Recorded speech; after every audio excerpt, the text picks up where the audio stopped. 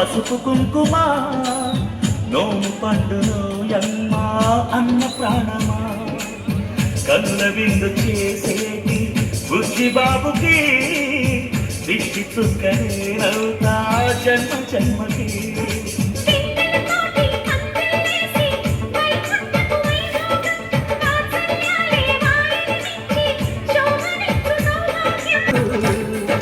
సీతాకోక చిలకల చెల్లి సీమతానికి